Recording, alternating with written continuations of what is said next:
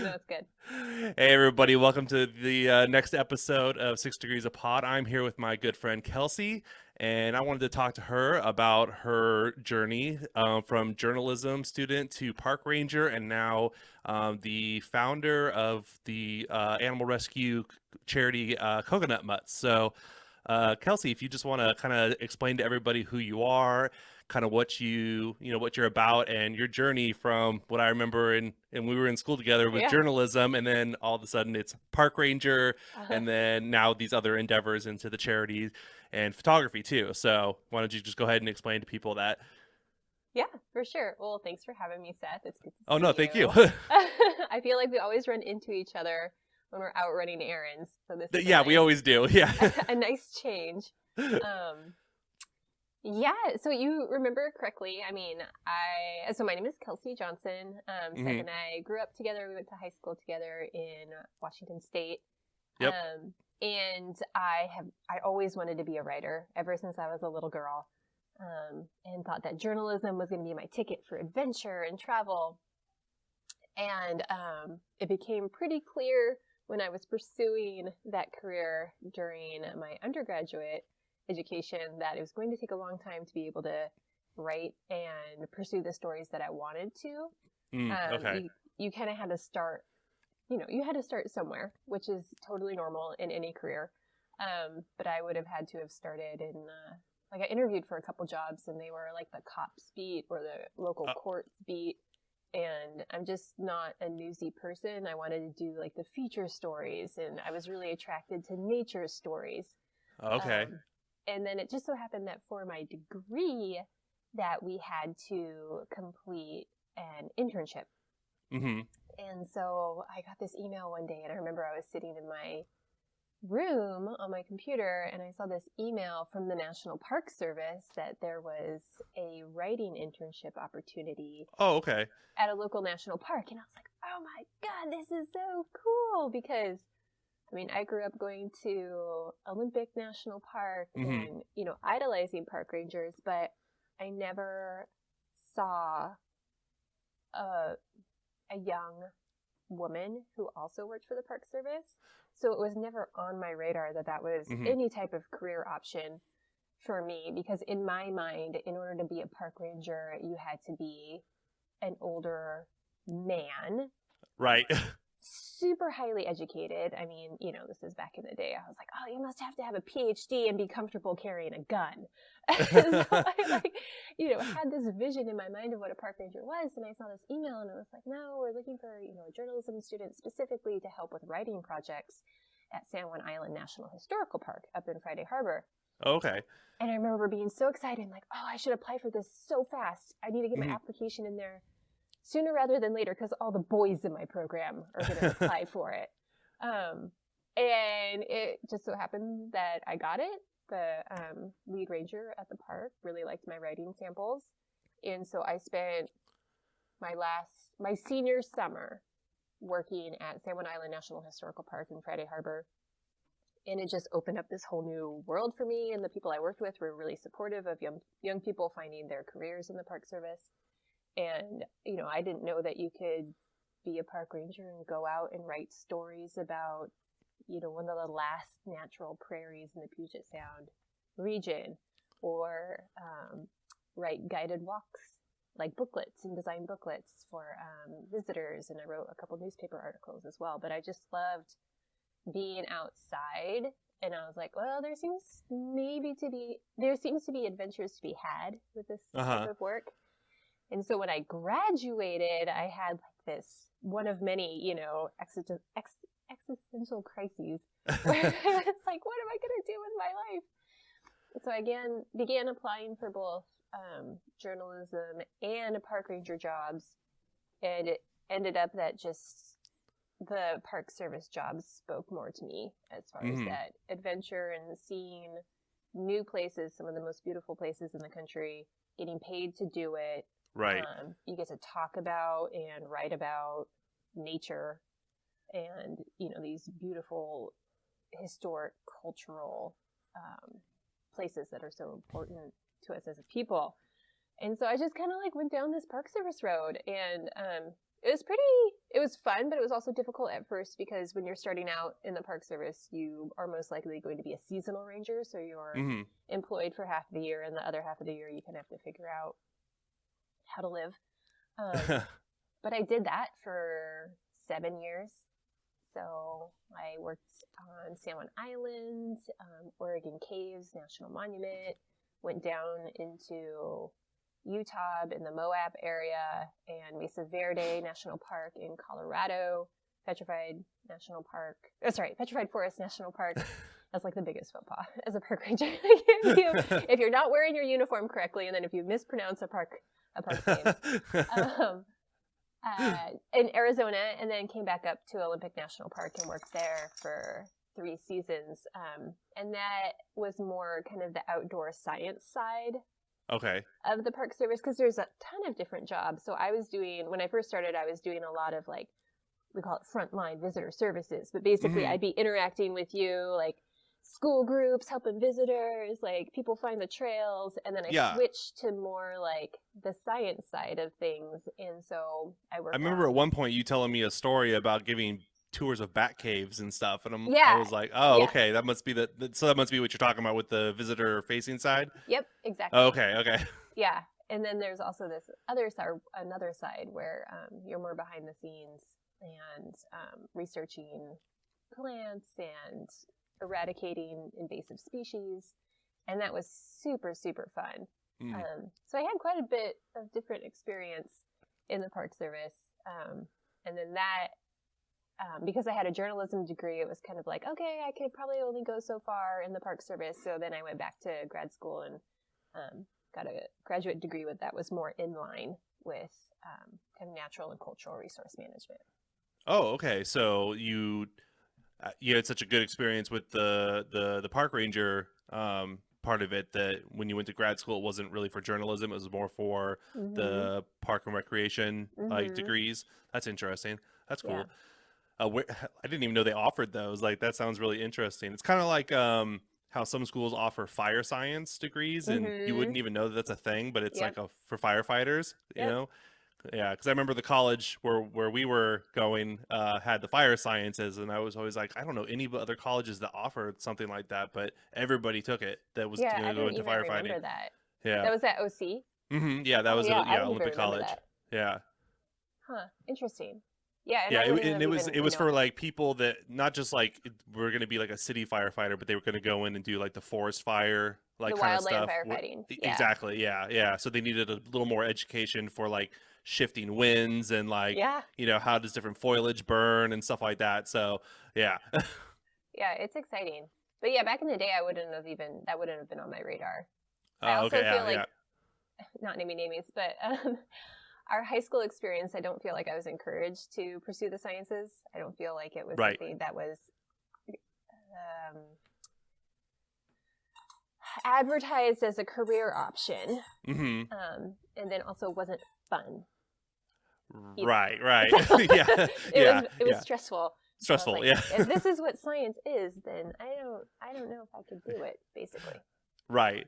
But I mean, in a way, the park ranger part is like, it's park sciences basically. I mean, you're probably dealing with, like you said, invasive species and stuff like that. That's conservationism, and that's a lot of biological science. And and I would never have guessed that just when you hear park ranger. But I've read some things and listened to these interviews with like hunters and conservationists, and it's so detailed. They're talking about species versus species, natural balance and stuff. And, especially the invasive species, people just don't even realize that, this is maybe not a bad example, but a weird one. But people down in like the Texas and New Orleans area are always talking about the pigs, like these like wild boars, and people think it's funny and it's like a joke. And it's like, no, it's not really.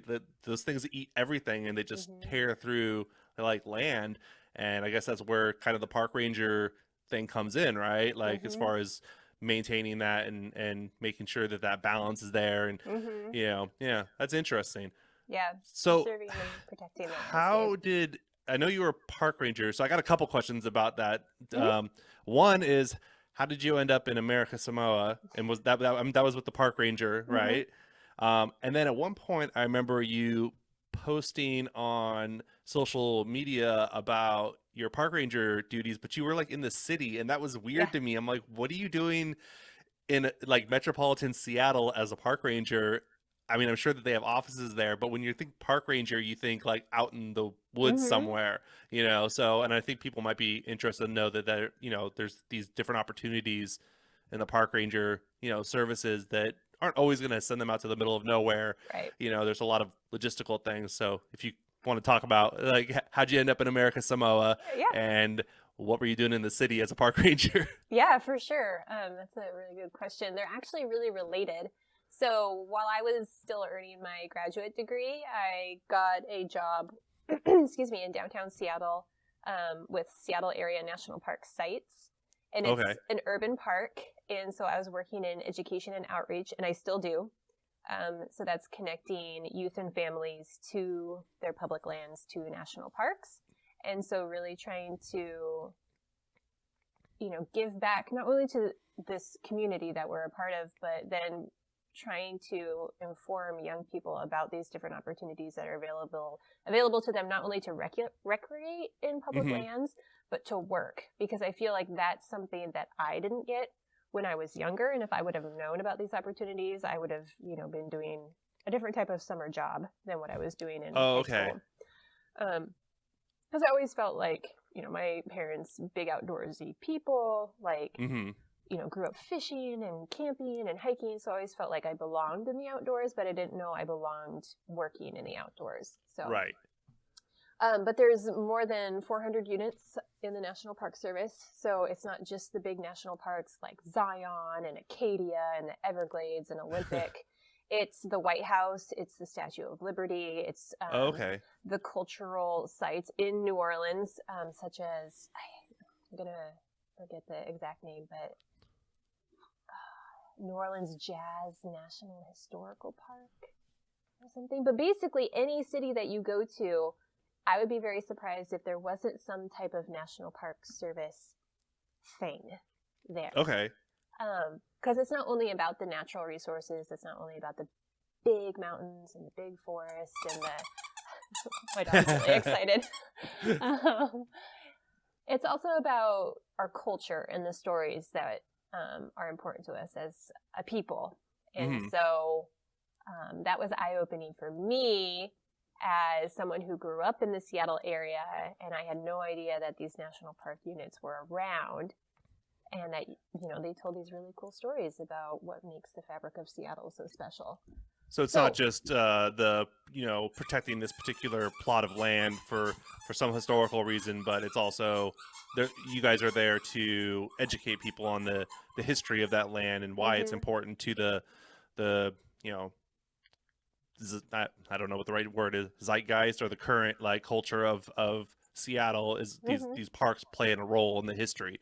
So you guys are sort of preserving that history and educating people on it, not just making sure land stays, as wild or something like that. Which I think, like, I wouldn't know. I didn't know that. I would just assume that these national parks are places that look really beautiful and people want to camp at. But other than that, what are they there for? Right. But it seems like it's more of like a historical, this is our culture, these are the stories and the history. So that's interesting. I never would have guessed that that's part of the park ranger job. Yeah. So I could see why that would be appealing to you from the journalism standpoint, because now you can write right? about that. So is that like something that you really enjoy about it? Is that you can do this cool like outdoor thing, but you also get to blend in that journalism thing that you always wanted to do?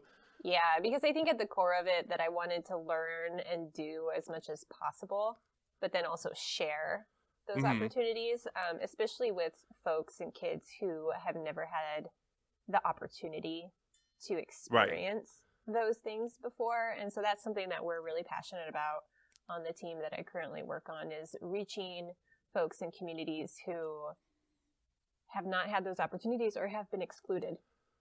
Okay, so, that's cool. Yeah, outright excluded or ignored in the past. Right. So,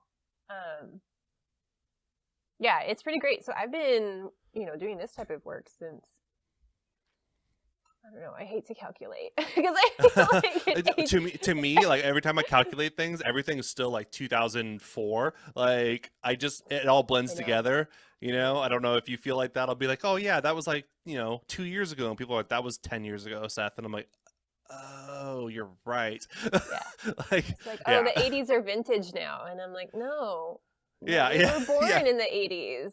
I don't want to Yeah. be vintage. Yeah. No, I reject that reality. Okay, cool. We could be on the same page then. I think there's a lot of us. So how did that turn into you going to America Samoa, which I think a lot of people don't even realize that is, if I remember right, a territory of the United States. So people just think Samoa is like another country, which is not right at all. But how did the park ranger thing lead to that, and what did you do there, and why did you go there? Yeah, so within the National Park Service, I spent quite a few years being a seasonal ranger, and then my graduate degree helped me get a permanent position in the Park Service, which is like the coveted thing. Okay, I have a career now. And once you're permanent, you can put in for these opportunities called details or temporary promotions. And it's a system that the Park Service and other agencies have, that if someone goes on another detail, or if they need to fill a position for just a short amount of time, they will advertise these opportunities, and then someone like myself can step up and say, hey, I'm available for the next 4 months. My supervisor says it's okay. Can I come down and help either as a temporary promotion? So, obviously that's a benefit to my career. It's a benefit to the park because they get to backfill someone temporarily while they're still trying to figure out the structure of their staff. And so I know it was the first detail I did. So I saw this opportunity, and again, I was like, oh my gosh, this is so cool. Like, I need to hurry up and get my application in because everyone's going to want to apply to go to American Samoa. And I was the same way. I was like, I've heard of it before, but I don't exactly know where it is. Yeah. And I was like, oh my gosh, that's a ways out there. So it's in the middle of the South Pacific. You're right. Yeah. It's a territory of the United States. It's the only national park south of the equator, which is kind of a cool quantifier. But there's territories all across the world, basically. And American Samoa just happens to be one of the United States. And so I put in for this opportunity, did the interviews, and then they're like, okay, how soon can you start? And I was like, I don't know, 2 weeks. I can be there in 2 weeks, maybe. And they're like, okay, we'll see you in 2 weeks. So, I was super excited. It just seemed like a really awesome adventure and doing really meaningful work. So again, it was kind of working with kids in the community and connecting folks to the national park there. And so I was there for 4 months, and I was watching a show the other night, and I forget which one it was, but it was like a day in Corfu or whatever they were talking about is like a year back in England. And it's totally how I feel about American Samoa, because I'm like, oh, I lived there for 4 months, and people are like, oh, okay, so a short amount of time. I'm like, no, so many things happened. Like, I changed completely as a person. I made friendships for life. It was just an amazing experience, and it's unlike anywhere else in the United States. It's tropical rainforests, beautiful preserved coral reefs. They have fruit bats that have a 3-foot wingspan. And the bird populations are stunning. The snorkeling is amazing. And the culture is so rich and so old and deserves so much respect. And I just felt so blessed that, obviously it was a National Park Service job and people that invited me in, but really it was the people of American Samoa that made me feel welcome. So I'm super grateful for that. And then while I was there, I started to notice that there were a lot of stray or feral dogs and cats on the island. They have quite a problem there. Unlike most places like Washington, where we kind of have a growing season, so we've got a kitten season and a puppy season. It's kind of all the time. It's all year round down in American Samoa, and it is incredibly remote. So getting supplies or resources or even people with the expertise to provide veterinary care is incredibly difficult. And so I just started picking up animals off the side of the road and made friends with the folks at the single veterinary clinic that serves Oh, all wow. 5 islands. So imagine if you're on one of the outer islands in Manua and your dog is sick, your only option would be to take a small plane to the main island of Tutuila to the only veterinary clinic. So Wow. it's just really heartbreaking what folks and animals have to deal with. But yeah, I just got super involved with animal rescue and welfare, and there were a couple animals that we picked up when Jess was there. We both know Jessie. We both went to Yes. school with her, and she's still my very good friend. She came down to visit, and we picked up a couple, or a puppy and a dog who were in really bad shape. And if they stayed, they were not going to be able to get well because the veterinary clinic did not have, I mean, they don't even have an x-ray machine. They don't have, at the time, they didn't have air conditioning. So So it's just the most base. They just have the most basic veterinary stuff. Wow. yeah, and they consistently run out of supplies and sometimes even food and cat litter. Just the basic stuff. So we're like, well, maybe we could bring these animals back with us, and so that kind of sparked this conversation with our families back on the mainland, and what would it take to get an animal back, and it's quite expensive. And so we started a GoFundMe just to see if we could get any donations. And we made our goal within like 2 days. Wow. And it just blew our minds. And we were obviously so excited and so grateful. And then at the same time, this was kind of when I was like, okay, so there seems to be an opportunity here that folks have the resources on the mainland. So mainland, being the contiguous United States, who are willing to donate to help these animals in this community in the middle of the South Pacific. So I came home, my job opportunity was done. We brought home 4 animals. I ended up with 3. So here, I'll show you one. This is one guy. Oh, there he is. Is that Matai? Is that how you say it? And so we started talking about creating a nonprofit, and we called it Coconut Mutts. And so he's one of the first coconut mutts, but he was, we found him on the side of the road, and he was just completely emaciated and lots of health issues. Did you get it? Okay, I'm back. But you noticed a need that the animals there needed, and then there seemed to be the resources and the want to help on the mainland. So you decided to start this nonprofit to kind of bridge those two together. Exactly. Okay. Yeah. So we started that in 2016, and we're a little dinky nonprofit, kind of chugging away, but the support we've received has been pretty impactful over the last couple years. And we not only send resources and so like supplies and materials down to America Samoa to the veterinary clinic, but also sponsor remote clinics as well, or village clinics. And so that's been really rewarding. So I've been able to go back a couple times and help out with those. So, but that's really cool, because I can't imagine like the vet not having the proper like resources, or having to take a little plane to get to the vet. Because I mean, my cat, my wife and our cat got really sick. Like, I think it's been like 2 years ago now, and just going from where we're at an hour away into Tacoma was excruciating, because that they're sick and possibly in pain and stuff, and you're like, I hope they can make it this hour, like, to get there and stuff, to even be seen, so I can't imagine having to try and get them into a plane, and then having the vet be like, we don't even have the supplies to deal with this.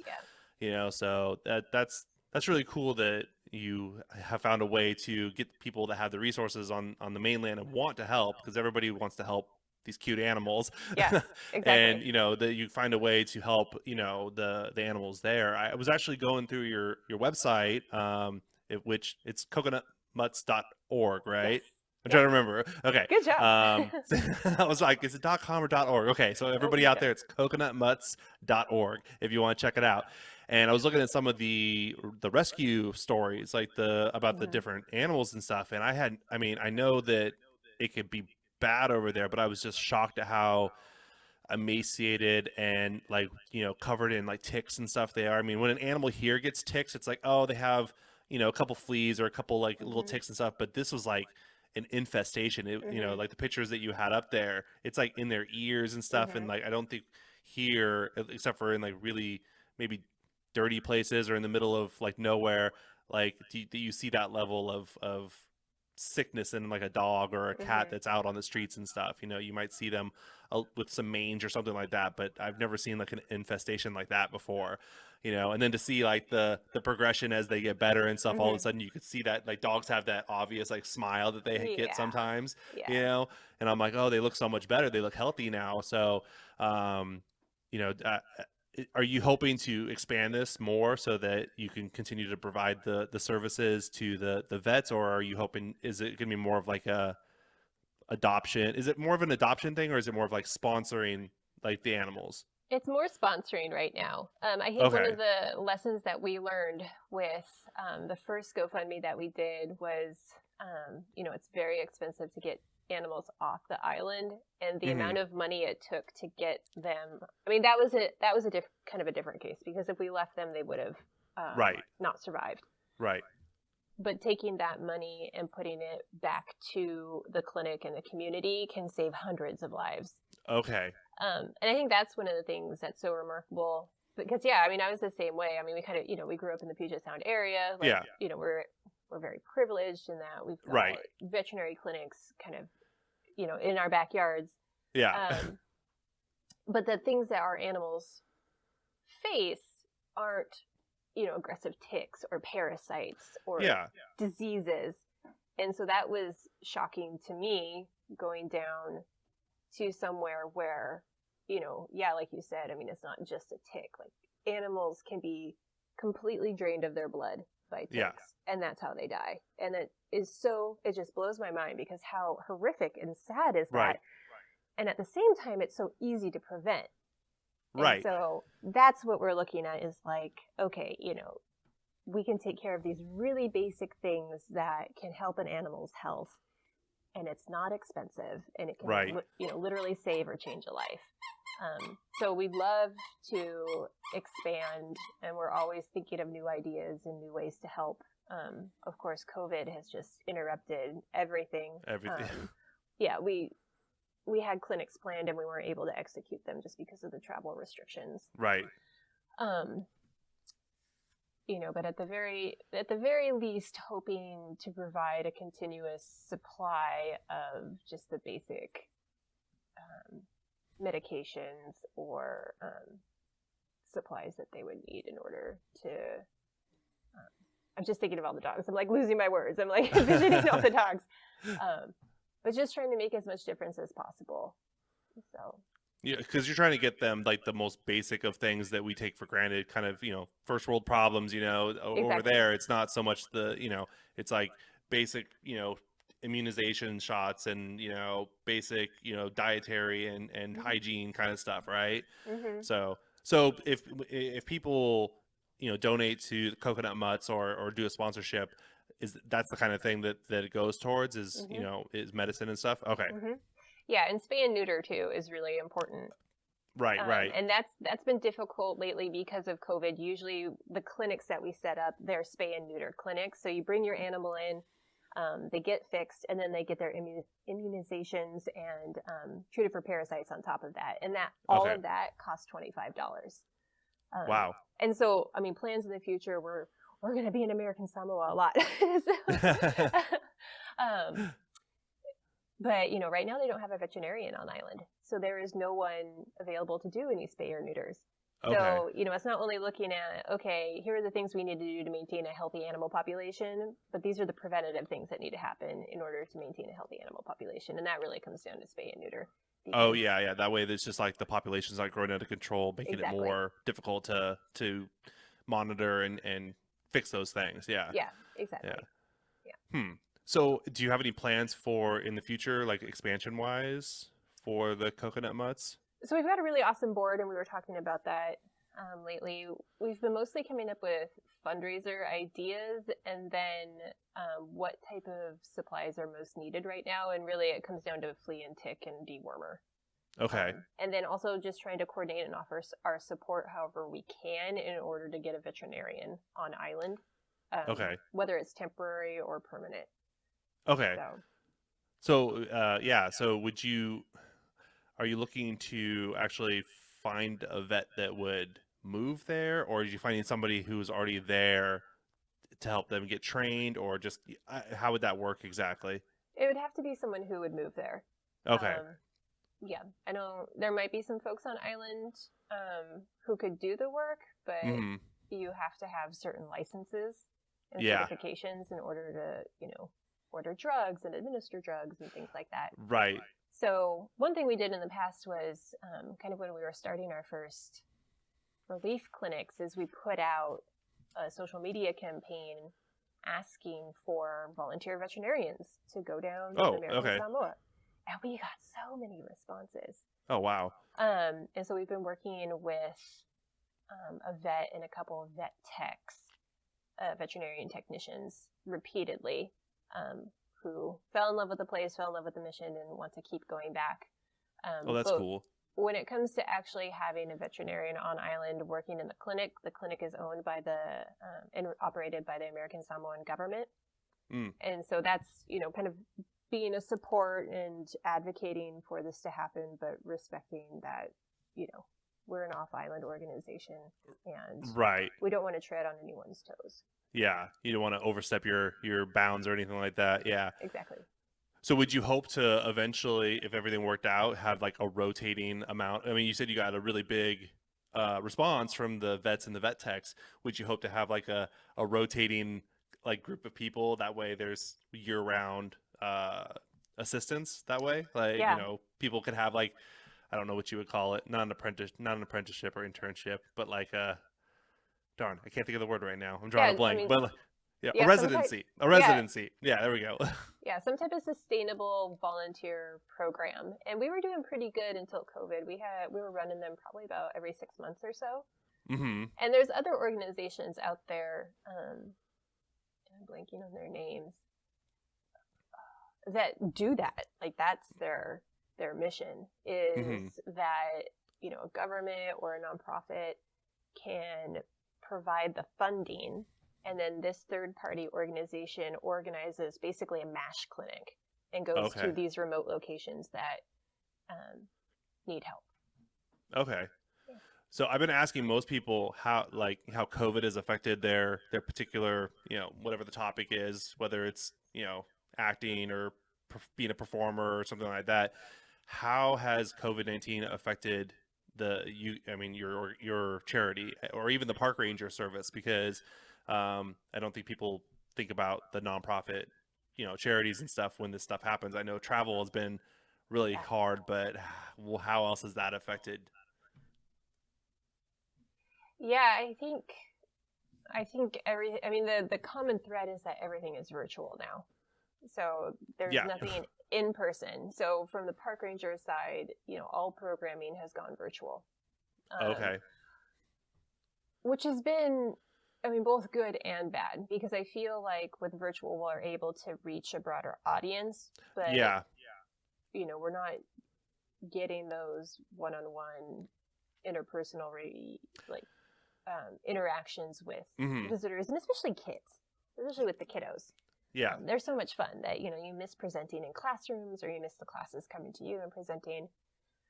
And the same thing with nonprofits, and especially coconut mutts. A lot of our fundraising and behind the scenes work was already virtual, but when it comes to the actual work that we did, it is travel, it is hands-on, it is everything that you are not supposed to do during COVID. Right.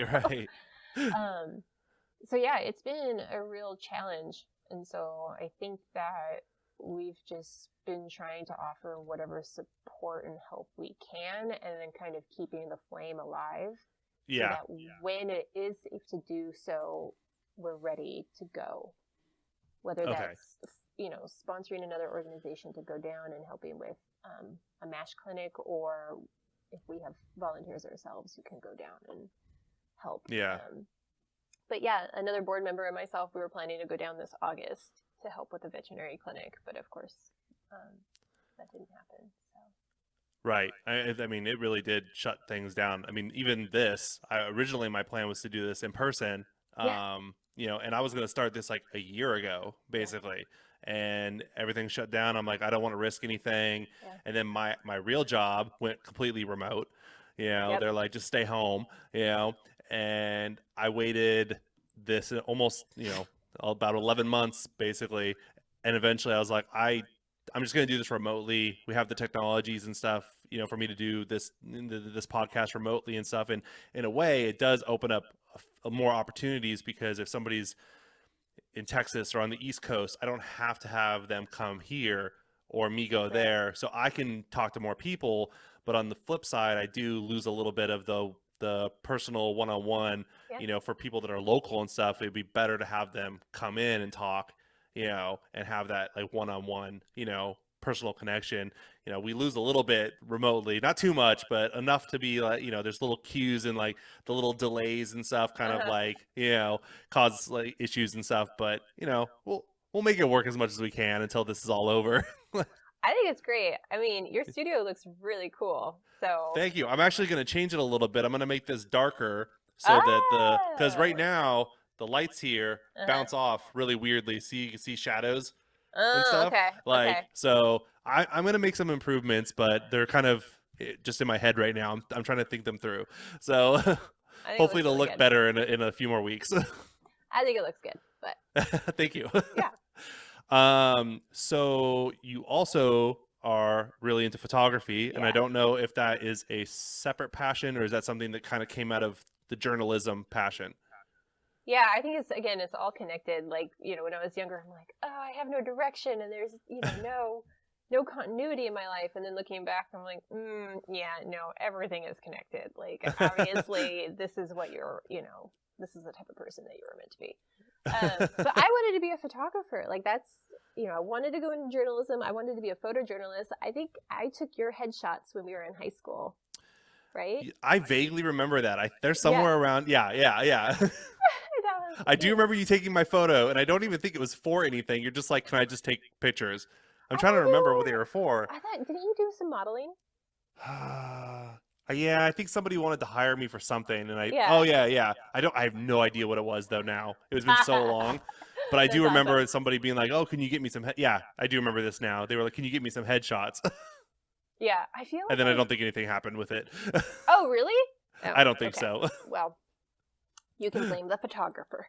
But yeah, I come from a family of shutterbugs. My mom is an awesome photographer, and we've always put a lot of emphasis on kind of those tangible memories of taking pictures, and then you have this keepsake that you can look back on years down the road. But life just took a different direction. I always loved photography, and it was still a passion, but I couldn't find. Actually, I think it was at OC. I feel like I couldn't find photography classes to take, and by that time, I'm like, whatever. I just want a college degree. I just want to get out of here. But even through Park Service career, I was always jumping at opportunities if someone needed a photographer for an event or for a program. And then coconut mutts. I mean, I take so many pictures for social media and fundraising opportunities. And then with Instagram and social media, like just increasing dramatically, there's this whole opportunity to advertise yourself as a photographer. Yeah. And I knew a couple people who did it, and I was like, oh man, I wonder if I should, give it a go again. And I just fell in love with it all over again. And it sounds so cliche, but it's like, don't give up on your dreams.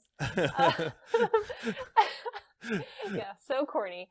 But it's challenging. I mean, I could probably spend the rest of my life learning how to take pictures, and I still would not learn everything there is to know. But I'm really passionate about family photography, weddings, couples, and then adventure elopement, which is really cool because I get to combine this love of hiking and the outdoors with capturing special memories. So am I understanding that correctly? As in, like, you come along with somebody on Hmm. an adventure hike, and it turns into a proposal or a surprise wedding? It's a planned wedding.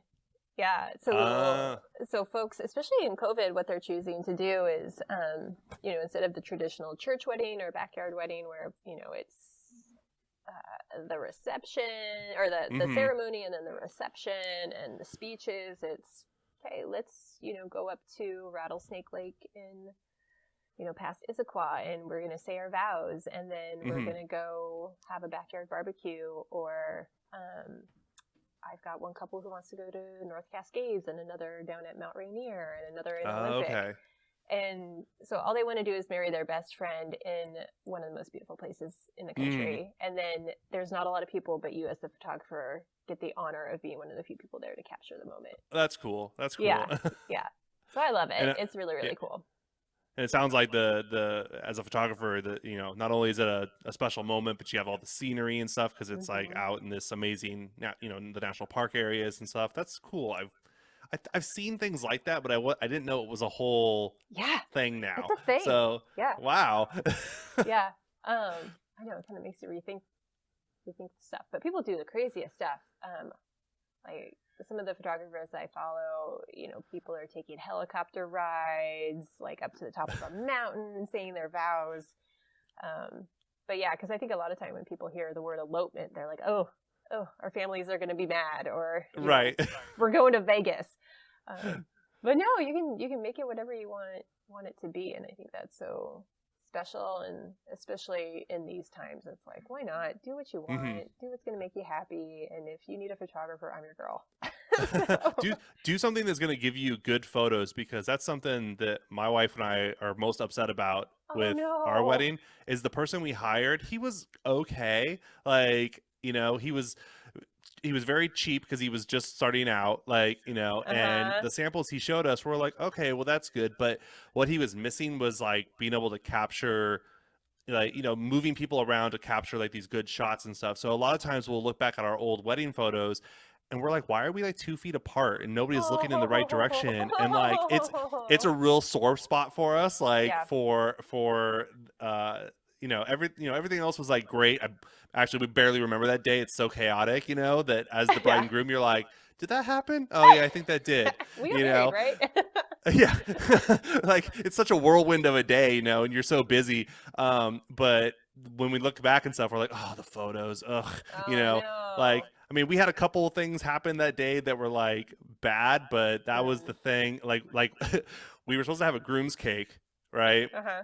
And we were both into Doctor Who, and we were gonna have them build like a TARDIS, Oh, like cute. an actual 3D TARDIS, like groom's cake. Yeah. Apparently, they called my wife when she was getting her hair done the day of, and they're Uh-huh. like, "Oh, we just want to let you know that the cake collapsed." And we're like, "And?" Like, and they're like, "Well, we'll whip something up for you, but it's not going to be exactly what you wanted." And we're like, okay, well, can we get a refund of the amount? And then when they actually showed up, they just showed up with a sheet cake painted Oh, blue. And oh we were my like, God. you didn't even try. The Like, TARDIS melted. Oh my yeah, gosh. we're like, you didn't even try. Oh my gosh. um, but the pictures one is like, we actually talked about doing like a 10th anniversary like You should. reshoot kind of thing. Yes. Well, see, the problem was our 10th anniversary was during lockdown, so now uh Oh my God. it'll be 11 next time. Like, so hopefully things 11's a aren't good locked number down, so too. we can reshoot. We could actually go out and do like reshoots and stuff, because we were like, Yeah, you oh, we should. should do like a vow renewal so that we can actually get good shots this time, and Oh. stuff like that. So, because that was like one thing. That's the one big thing where we look back and we're like, Yeah. oh, maybe we should have spent more money Yeah. like on somebody else, because those are permanent now, and we aren't happy with those at all. It's I mean, hard. like I said, he was cheap and he was professional, but The final the product. product wasn't there. It was like, it was missing that, like, when you see like really good photographers Mhm. like do their stuff, there's always that like great lighting and people are Mhm. like posed the right way and stuff, and ours have none of that at all. You're just Oh like, my gosh. my dad could have taken that shot, like, Oh. so That's such a bummer. yeah. I remember your wedding. It was super pretty too. Oh yeah, it was. Yeah. That's why it's like really unfortunate that the pictures don't capture like Yeah. how pretty the wedding was, you know. So Yeah. Ugh, I'm yeah, I so remember you sorry. being there. Yeah. Yeah. Was it at McCormick Woods? Was it No, at a it golf was course? it was at a golf course. Yeah, Ha. the Okay. reception was at a golf course. It was Golden Gold Hills. Mountain? Was it Gold Mountain? That's it, Gold Mountain. Yes, Okay. thank you. Yeah, it was a Gold Mountain golf I only course. know that Yeah. because my dad used to golf there. Yeah. Okay, I was like Um, Gold something. Gold. Like I said, Okay. that With day was a our whirlwind. I powers barely. combined. um, well, yeah, you guys should definitely have a vow renewal. I think everyone should have a vow renewal. I've had couples even, they've gotten, so one couple got married, where were they from? One of the Dakotas. And they just, didn't really even have any wedding clothes. They just had like a nice shirt and a dress, and they got Hmm. married outside. Their best friend did the ceremony. And then on their honeymoon, they booked me to go take pictures of them in their wedding clothes up in the North Okay. Cascades. And it was so cool and so fun. But yeah, you can put wedding clothes on anytime. It doesn't Yeah, have to be exactly. your That wedding that was day. our thought too. We were Yeah, like, hey, for an anniversary, we should just do this, and yeah, that way we get something that we actually wanted or something that we're actually happy with. yeah. You know. So if people are interested in your photography, where should they go? So it's my name, KelseyAnnJohnson.com. Okay. And then you can find me under the same Kelsey Ann. Wait, no. I think it's Kelsey Ann Wait. Johnson. Kelsey Ann Johnson photo on Instagram. On Instagram. Okay. Yeah. But KelseyAnnJohnson.com. I'm around. Perfect. Yeah. So I was curious if you had any crazy ranger stories, because Mm-hmm. I remember you talking about Bat Cave tours and stuff like Mm-hmm. that, and I'm sure you've run into some weird stuff, like, or interesting stuff out there. So Mm-hmm. I'm just wondering if you have any crazy ranger stories. Yeah, well, my brain always goes to wildlife stories for sure. Um, I think so. When I worked in Mesa Verde National Park, we were out in the backcountry looking for plants. I was on a science crew during vegetation surveys, and we stopped for lunch, and I just look over, and there's this tarantula casually doing circles closer and closer to us. And someone from Seattle, it didn't phase the other two ladies I was with. They were like, oh yeah, we grew up here, like that's normal. But in my Seattle brain, I'm like, oh my gosh, this is the first tarantula I've ever seen in the wild. That's insane. Also had, this one was kind of funny. I think it's funny, but I was over in Olympic National Park working again on a vegetation survey with my buddy, and we were walking through a thicket of trees, and I heard this noise in the bushes, and I was like, oh shoot, it must be an elk, because we just had a conversation with like an old grizzled volunteer the day before who worked out like in the woods in Olympic National Park. And it was like, well, elk charge people a lot, and what you want to do is hide behind a tree, because an elk can't get you if you're hidden behind a tree. Yeah. And so that like flashed through my brain, and I heard something charging towards me, but the only trees around were these little saplings that were like 4 inches in diameter with a bunch of branches. So I was like trying to hide behind the tree. I was like, I am not going to fit behind the tree. And I'm like, okay, I'll climb the tree instead. And, again, there were only tiny branches, so I got like 4 feet off the ground. And I didn't see what was in the bushes, but I was like, well, at least I'm like in a tree, so maybe the elk will leave me alone. And I was calling out to my buddy, like, hey, or actually I had a radio. Like, come and get me, come find me, because I think there's an elk in the bushes and he's really mad. And so we matched back up, and we like got out of the thicket onto like this beachy area, and he had to go back towards the vegetation a little bit to get some more data. And I just see him like back up from the bushes and just start swearing. He's like, and I was like, I thought he was getting stung by bees. And he said that he looked in the bushes, and like parted perfectly was a giant bear's head. Oh, And so it wasn't an elk, it was a bear. I was just gonna ask if you ran into a bear. Yeah, it was exactly that. Oh no. It was so funny because nothing happened. And bears will often do that. Well, they'll bluff charge if they feel threatened. And so we think that's what the bear was doing, was he was bluff charging or charging just to warn me what was going on. But it's just hilarious that my brain automatically went to an elk that, you know, I don't know. So like Park Ranger I've heard 101. stories like that. Yeah. Don't assume you know what's trying to get you in the bushes. Yeah, I've heard stories like that before, where somebody was out hunting and they had gotten an elk or something like that, and they were headed back and they stopped for lunch, and then a bear bluff charged them, basically. Oh, yeah. Yeah. And they were like, "Oh, we're out of here." And they were like, the hunt. I guess it was a group of hunters, and they just scattered. They're like, "It's his now. Yeah. I'm not going back." Yeah. Smart.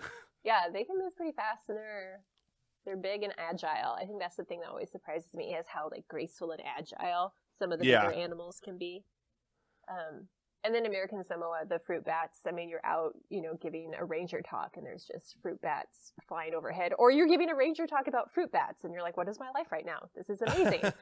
And then the snorkeling down there it's like a scene out of Finding Nemo. That, just beautiful coral reefs. And then there was one day it was crystal clear, and a bunch of they don't get very big, so it's not super scary, but a bunch of sharks were in the water as well. Which was really cool.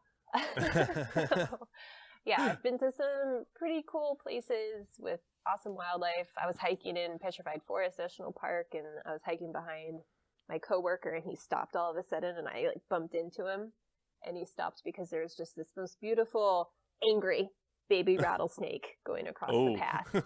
So she was not happy. Not happy that we were walking on her trail. But yeah, I mean, things like that are just such beautiful moments too, especially when everyone's okay afterwards.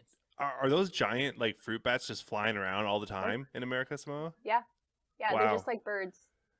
Wow. Because the only real, other than like, here, you might see a bat fly in front of your car every now and then, and they're not that big. But the most I've ever seen is, I think I was probably like 14 or so, and I was on a camping trip over in Eastern Washington. So the sky is so clear there, you can see everything, right? So it's a bunch of like, it's kind of like a Boy Scouts kind of thing. And there's a bunch of us out there, like just kind of looking up at the stars and stuff, and then all of a sudden we see like what look like flocks of bats like flying around above us and stuff, and everybody's like, back to the tent, I'm done.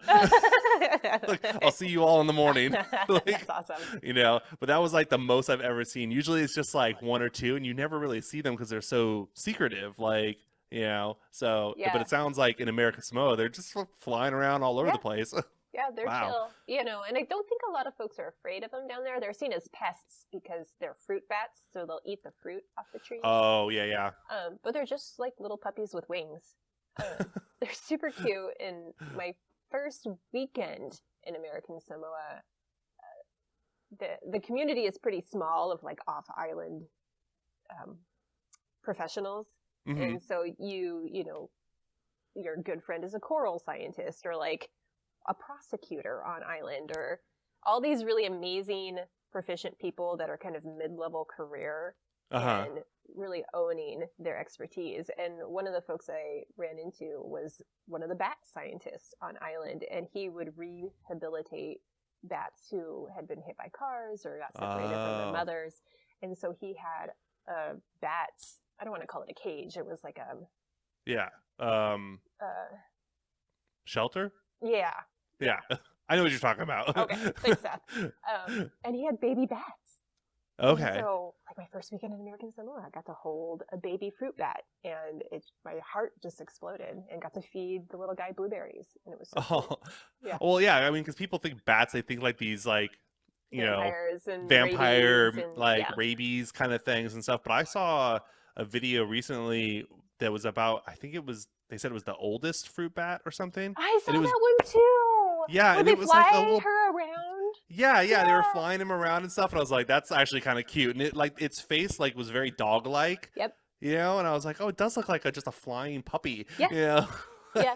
Yeah, I mean, any animal can, including us, my God, COVID, can carry disease. But everyone, all animals are important to ecosystems, and bats are so important. Right. If you've ever been bit by a mosquito, you should be making friends with bats. So go out and make a bat box. We're going to do it this summer. Oh, really? Oh, yeah. We're going to make bat boxes. We want more bats. So less mosquitoes, more My bats. mom actually made, like, I guess it'd be like a bee box, but it's not really it's not a bee that's going to sting you. They're these little black bees that are just good for pollinating. I don't think they can sting at all. But I was over there and she's got this weird, like, housing thing for them with all these little tubes. And I'm like, what are these? And she's like, they're bees. And I'm like, what do you mean? And she's like, well, they just kind of lay eggs in there every year and then put in wax. And there's like a couple per tube. Cool. And then as the season goes on, they'll like go out, and then they'll just pollinate. And I was like, but they're bees. And she's like, yeah, but they don't sting. So I'd be at their house sometimes, and you'd see these black things buzzing around and stuff, and like your initial reaction is like, oh, don't sting me, kind of thing. Right. But after a while, you're like, oh, that's just one of the black bees. It's fine. Yeah.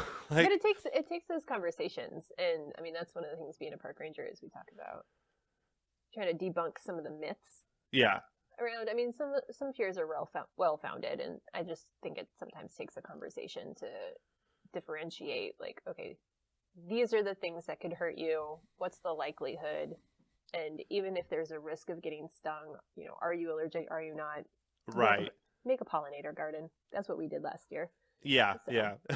That's what these black bees are doing. They're just there to pollinate her garden, basically. So, but they were cool because you would just see them flying around and stuff, Like, oh, cool. But yeah, I mean, you kind of have to. It wasn't until I was educated that it's like, oh, well, there's nothing to worry about with those things, and a lot of times I think people will just misunderstand the animal's behavior. It's like, it's just doing what it's meant to do, like, just kind of stay away from it. And, like, yeah, it's hard. I mean, there's been places I've worked in the country where I was giving bat programs, and I would start my program with a question like, has anyone ever seen a bat before? Mm-hmm. And more often than not, it was yes. And then it was, some type of not great story about interacting with bats. One little boy was like, yeah, my dad throws up a baseball in front of, our car's headlights and waits for the bat to come and try and dive bomb the baseball, and then smashes it with a baseball bat. Oh, geez. So we're like, okay, all right. Thank you for sharing. Let's talk about, bats can be good sometimes. Is that something that the Park Service is like trying to promote and stuff, is more like education for like animal behaviors and stuff? Because there seems to be a lot of misinformation about how the deer act or how bears act or something like that. Like I had to do a bunch of research because we had a baby deer, baby deer that. sleeping in our backyard, all bundled up and stuff, and it was there for hours. It must have been there for like 14 hours that day, and I kept checking on it like from our balcony, and I'm like, oh no, she's still there, kind of thing. And I mean, she still had her little spots and everything. I mean, she couldn't have been more than a few weeks old, maybe 2 months old or something like that. Yeah. So I had to do all this research, like, how do I know when it's like been abandoned? And like, I have no idea. And then people were like, don't worry about it. If it's, a couple days, then you probably have to, worry about it. But normally they'll come back at night and come get the babies, but they left them there because they think it's safe there. And I'm like, well, first of all, I'm honored. Second of all, I'll see if the mom comes back. And then finally, it was probably like 7 or 8 o'clock at night. It's already dark out, but I went to go check, and I'm like, oh no, I still see her little spots and stuff. And then I see like a pair of eyes, and I'm like, oh, and there's mom. Good. So mom came and got her like late at night. And now we have, for the past like 3 years, we've had, I don't know if they're the same family of deer, but there's different groups. There's like a group of 3 and a group of 2 that will just come into our backyard and eat all day and sleep there. Cute. Like, yeah, and I can go out on our back porch and talk to them. I'm like, hi, and they'll just kind of look at me, like. So have you named them I'm yet? like, not officially. We've talked about naming them, but we're like, I can't tell which one's which. Like, because we're pretty sure there's 2 different groups. There's like a group of 2 and a group of 3, and then every once in a while we'll see a buck. Like, that's exciting. So and like we've watched, like last year we watched him grows antlers, basically. Oh, Like we're like, I cool. was like, oh look, he's got the little nubs, and then a little bit later they're like longer and like spikier and stuff, and then after a while it's like a 3-point, and I'm like, whoa, he's got like 3 of them now. That's so Like, cool. yeah. So, but I That's pretty mean, just special. I mean, I wouldn't say that you and I are like in the city. We're kind of, we kind of grew up in like the suburb area, Yeah. and there's a lot of wildlife out here, but it's still, there's not a lot of education. Mm-mm. So I would think, I'm just wondering if the Park Service, I mean, that's an initiative of theirs, is to kind of educate the public on that. Yeah, for sure. I think a lot of public lands try to as well. We work pretty closely with the U.S. Forest Service, and they have some really great education programs. But I think that, you were a great example in that you asked people, Mm-hmm. like, what should I do? And then you did research as well. Yeah. Instead of, there's some situations in when, like, if someone or something is in crisis, that you want to intervene and get them away from danger. But, I mean, you hear those stories of folks wanting to help, like their hearts are in the right spot, but wanting to help baby seals on the beach. And it's like, well, no, because mom left them there for a purpose. So they could go out and hunt, they'll be back. But sometimes you just don't know. Like, we went out to Alki, and there was a turtle on the beach. We're like, what? We don't have turtles here. Do we have turtles here? We don't know. And so there were 3 of us, and 2 of us were on our phones trying to research turtles in the Pacific Northwest, and then, rescue organizations for turtles. And then the other person was talking to like a turtle scientist that she knew from back in the day. But yeah, I mean, for sure, that's, one of the main education points for the National Park Service is how to not only preserve our natural resources and our ecosystems, but how to interact with them appropriately. That keeps us safe, and that keeps animals and the ecosystem healthy. Okay, yeah. Because I've had to research it twice for the deer. Once when it was sleeping here by itself, and then another time, it might have been the same one, but I heard it like bleeding, like like that sound they make. Yeah. And at first I thought a kid was hurt because it sounds like a kid crying. Yeah, it's a crazy noise. Yeah, it's the weirdest noise I've ever heard. And I'm like sitting in the living room, and I could hear it out our backyard, and I'm like, what is that noise? And I look out there, and I could see it like doing that whole like the tongue out like scream thing, and I'm like, are you okay, buddy? Like, so I'm like trying to talk to him from the balcony. I'm like, you're all right? He kind of looks at me and then screams again, Oh, and no. I'm like, I'm pretty sure you've been here before. So, but I think what it was that he's a little older now, so the mom's trying to get him used to being by himself. You know what I mean? So I don't think she was very far away. I think she just kind of left him there and took off, and he's kind of like, Mom, where are you? Yeah. Like, and after a while he like stopped and just kind of like laid down and was like, I'm just going to wait till she gets back, kind of thing. And then eventually I see the mom come back, and I'm like, okay, that's exactly what it was. But interesting. I wasn't expecting the screaming like sound that they make. No, why would you expect screaming from a fawn in your backyard? That would be super unnerving. It's really the sound is really unnerving. So I'm like looking it up on Google and stuff, and I'm like, what does it mean if they're screaming? And like, people are like, it sounds like this, and they're not injured, don't worry about it, kind of thing. And I'm like, okay, I'm just gonna watch and see what happens, I guess. So yeah. Did you run across any rescue organizations?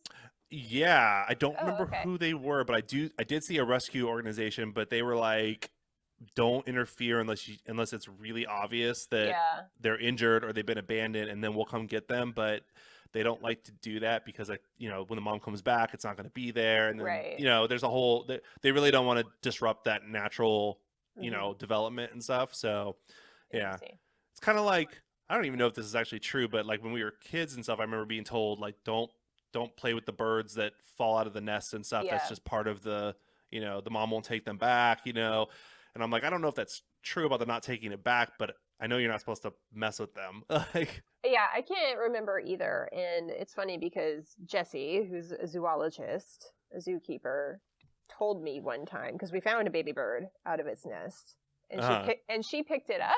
So I don't know if I just got her in trouble with her colleagues or if that's like a behavior I should model after. Yeah, but she would know.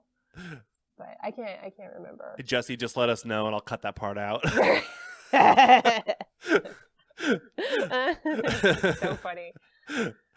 Okay. I want to be respectful of your time, but I was wondering if you had some I'm trying something new on the Mhm. episodes about, interesting connections you have, maybe people I could talk to in the future and stuff. So I was wondering if there's like 2 or 3 people that you could recommend and kind of who they are, what do they do, and maybe how you're connected. Yeah. I am fortunate enough to know a lot of badass women in my life. So I think Jesse would be an amazing interview. Like, again, someone we went to high school with Yep. and grew up to become an amazing zoologist, zookeeper. She's got amazing animal stories and super passionate about conservation. So, Okay. she'd be amazing. I also, one of my good friends is a high school teacher in Lake Washington School District, and she's a national award-winning teacher, and super passionate about social justice. Okay. She even went to DC to accept her award and was supposed to meet President Obama, but he had to go to like Japan that day or something. Something important, yeah, right? yeah. And she was like, "Oh my gosh!" But she's amazing. Her name is Rochelle, and then Sarah has a PhD in climatology. She's a local climate scientist. Alana, I met in American Samoa. She's a water engineer. Lives in New York State right now. Marika, I met in American Samoa. She's got a PhD in coral science, and I think she discovered one of the biggest corals, if not the biggest coral head in the world. And also is really involved with animal rescue in Portugal. Oh, okay. Portugal, cool. Yeah. So it depends on what you want. I'm willing to talk to anybody. I've been trying to explain this a little bit better, but the whole idea of the show is to, it's a play on 6 Degrees of Kevin Bacon, obviously, right? But the idea was, I was like, everything seemed really decisive for the past like 5 to 10 years, and people, I don't know if social media is to blame or what, but people seem really divided. And I was like, there's way more in common that we have with each other than we have difference of opinion or difference, than we have different. And I was like, I was thinking about it, and I was like, I know so many people that have interesting hobbies or jobs or stories or lives, and it'd be really interesting to talk to them, and that be my like the 1 degree of separation, right? Because they're people I know directly, but then to talk to people that they know too, and to show that, like, look how, like you said, you mentioned somebody who's a climate scientist. I don't know anybody personally who's a climate scientist, but it only took 2 degrees of separation to find somebody who's like, a PhD in it. So it's not, we're not as divided as it seems like online, or especially during COVID times where everybody's trapped in their houses and stuff. It's like we're way more connected than that. And so the point of the show was to kind of see like how many different people I can meet, and all these interesting stories, because everybody seems to have a story or a passion that they'd love to talk about. So that was kind of the gist of it, and that's kind of what I'm running with here now. So yeah, I mean, awesome. I'd be willing to talk to any of them. Yeah. I will put the word out. And then too, I was thinking, these people you remember my cousin Charisse. Okay, and her sister Ray. They're both, obviously, I love them. But Charisse is earning her PhD in public health in Sweden. Yeah, I saw that she was in Sweden, and I didn't know what for, though. Yeah. Okay. And they know people all around the world. Just super fascinating stories from their travels. And then Ray just earned her master's in nutrition, and it runs a super successful like sustainability, clean eating blog. Oh, okay. And they're building an amazing sustainable house out in the Key Peninsula area. Oh, on the Key Peninsula? Mm-hmm. Okay, and okay. She just had her first baby, so the first next generation Johnson girl, which is super exciting. But she had her during COVID. Oh. And so that would be an interesting story as well. That would be interesting. But yeah, her blog's called Republic. It's RAEPUBLIC. But she's got quite the following on Instagram. It's Okay. really, really impressive. But all these girls are like in my bridal party, so I will. By the way, about that, when you're engaged now, right? Yeah. Okay, we're engaged. I saw a ring, but I didn't want to say anything Oh, on I social did, yeah. media, so I just wanted to say congratulations. Thank you. So, Very yeah. much appreciated. Yeah, we didn't do a big announcement on social media just because we wanted to celebrate with friends and family. Yeah, and then yeah. I'm like, oh, there's people who don't know. So Yeah, I happened to like I don't know if it was like a video you had up or a picture, but I'm like, that ring is on the left hand. I need to talk to her about that. Yeah. Yeah. It's super exciting. So we're gonna get married this summer. Cool. Yeah, and like I said, I know all these amazing women, and they're hopefully going to be able to make it, COVID depending. This is another coconut mutt, by the way. This is Lupalele. Aw. Yeah. She's like, oh, I just realized you're down here. Don't let my cat see her though. He doesn't do well with other cats. Oh, really? Remind me what your cat's name is again. Blaze. Blaze. Blaise. Like, yeah. Oh, fancy. Yeah, it's named after Saint Blaise, not like Fire Blaze. What's Saint Blaise? The patron saint of throats. It's like so illnesses with the throat and stuff. Yeah. Okay. Which is hilarious because he's the loudest cat I've ever met. Like his purr is ridiculously loud. Oh, that's so sweet. I'm really glad he's doing a lot better. Oh yeah. He's doing significantly better. But Good. he maybe this is something you haven't experienced with the coconut mutts, but I'm sure they have feral cats there. Yes. So we were told that he was worse than a feral cat because he was hand raised.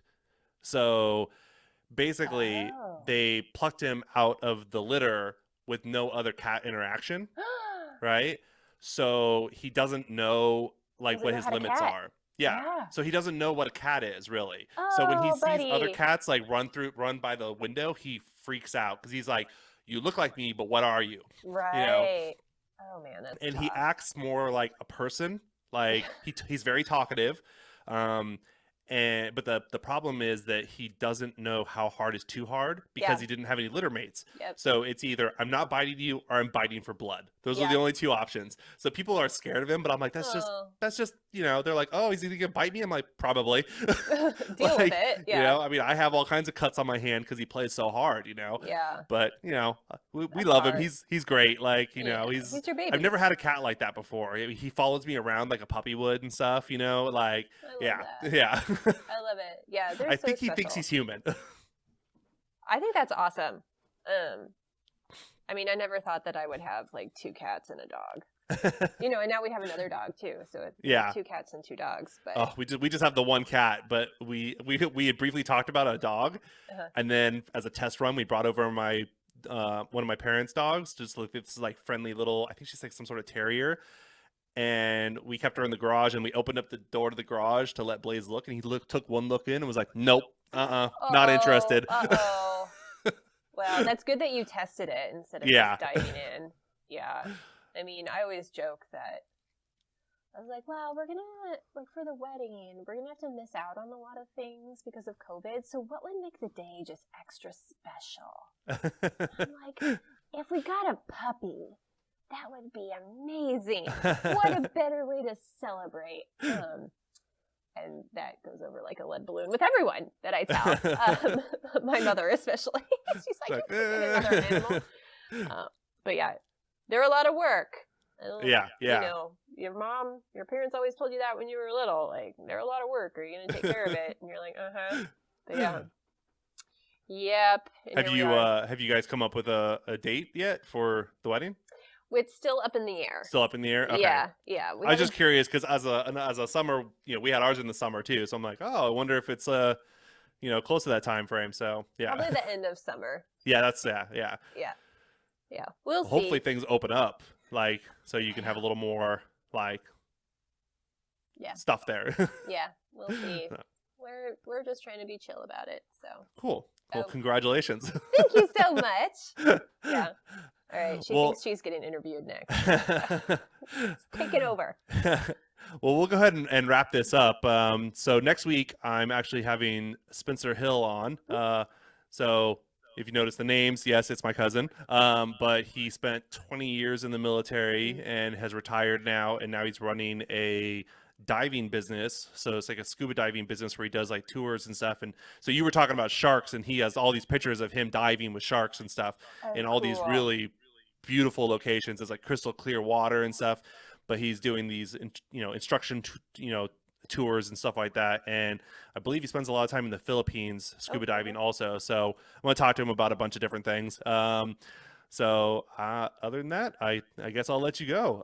If you could stick around for a little bit so we could talk about those connections after I stop recording, that I'd appreciate that. So, all right, everybody, thanks for watching.